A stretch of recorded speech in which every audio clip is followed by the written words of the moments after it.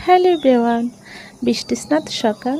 বারান্দা বাগানের পুঁই শাকগুলো দেখুন ভিজে কি হয়েছে। তো ভাবলাম শাকগুলো তুলে ফেলি। দেখেন শাকগুলো আবার না তুলে পাতাগুলো নষ্ট হয়ে যাবে মাটির ইয়েতে। তো আমি পাতাগুলো এক এক করে তুলে নিচ্ছি। একদম তরতাজা ফ্রেশ শাক, নিজের গাছের শাকের মজাই আলাদা। আমি ভাবলাম এগুলা ডাল দিয়ে রান্না করব। তো দেখছেন এগুলা তুলে নিয়েছি, একদম তরতাজা, দেখতে খুব প্রাণবন্ত লাগছে।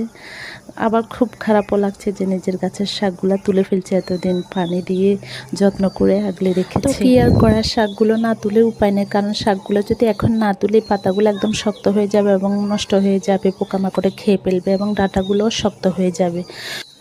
তো আমার সব শাক তোলা শেষ হয়ে গেছে। দেখেন কি যে সুন্দর লাগছে, আমার খুব ভালো লাগছে। আপনাদের কেমন লাগছে জানাবেন। ভিডিওটি যদি ভালো লেগে থাকে লাইক কমেন্ট শেয়ার করে পাশে থাকবেন। ধন্যবাদ।